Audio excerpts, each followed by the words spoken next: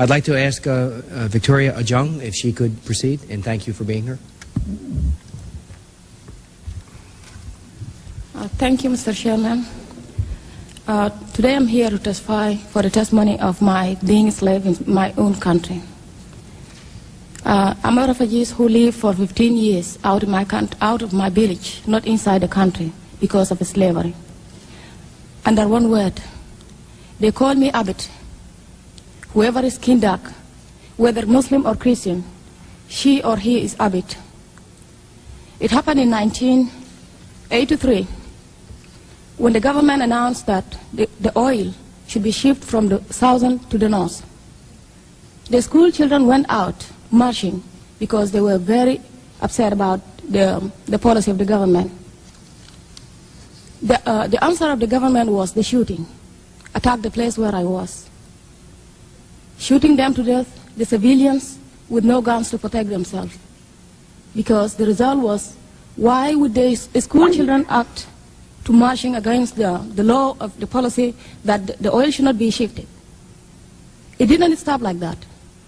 It continued and continued. It grew and grew. We ran from that village to another village. They follow us.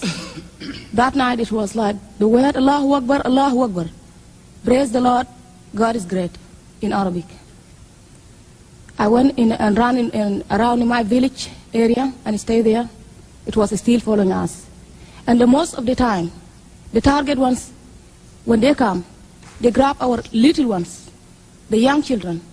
The young women have to be raped or marry them, have them children, and those children who grab from us, they are going to be trained against us to be Muslims and fight for our own parents. And when they come again, they burn the houses, kill the old people. One of my auntie from my family, she's an old woman, age of 45 years. She was raped repeatedly until she died. And they took her 3 sons, two sons and 1 daughter. Her name is Alwell. I know these children, and I heard from the people who've been in a slave. They are given to different Arab masters whom are owning them.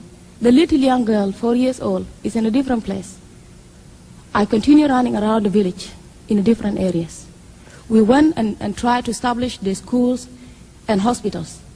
It was always the schools and hospitals of innocent poor people are the target of bombing area for the enemy.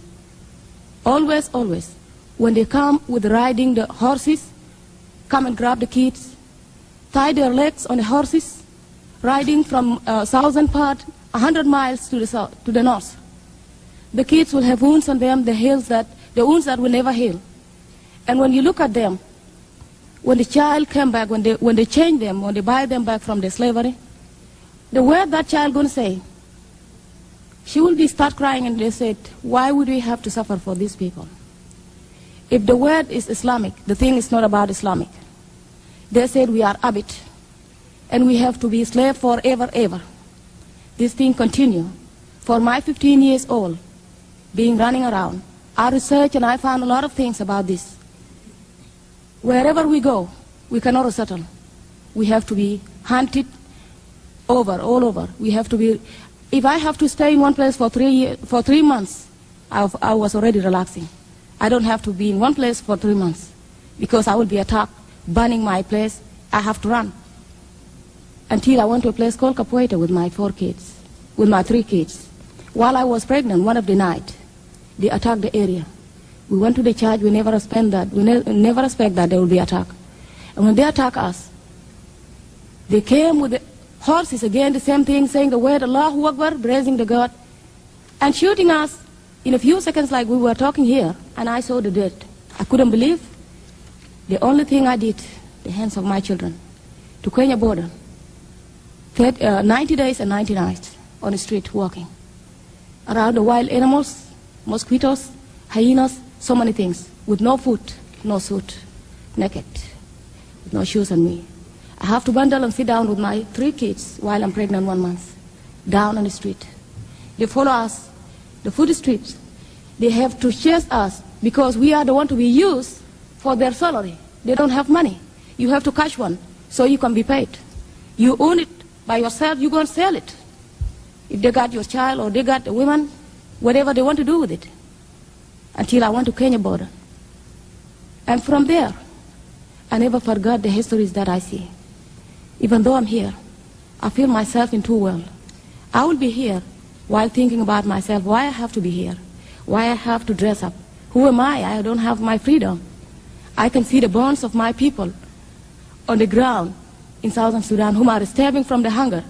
I can see the people whom are already skeletons. They are ready to die after 2 to 3 days. The old people who cannot bury one another, drinking from the water with no sanitation, no schools for the children, who can be taken away 2 to 3 days. I can see the people who fall in the river. They don't know how to swim. And they are telling me, goodbye, Victoria. We will meet 2 days or 3 days in heaven. You also will die soon. These are the dreams I live now. So I'm asking here, Mr. Chairman, the people of Southern Sudan are really suffering. And I put it in writing, but I don't feel like I can read it. It makes me nervous. When you start talking and others, I was nervous and nervous. I cannot control it and I cannot put it together. So this is it, the testimony about being a slave. Somebody owned your life. We never did anything to these people. In our own land that God gave us, that oil it was given to us by God. He created us dark and He created him white. Why? What we do? We did nothing for them. We are in our land. We need a freedom. I'm asking for your help, you and your advisors. Thank you, Mr. Chairman. Mr. Ajung, thank you for that very moving testimony and for the courage you have shown with your life and commitment to your children, the 90-day trek. I don't think the people of South Sudan could have a more articulate and more persuasive spokeswoman than you, so thank you very much for bearing witness to your own ordeal, which is replicated by the millions of others who are suffering, and we do thank you.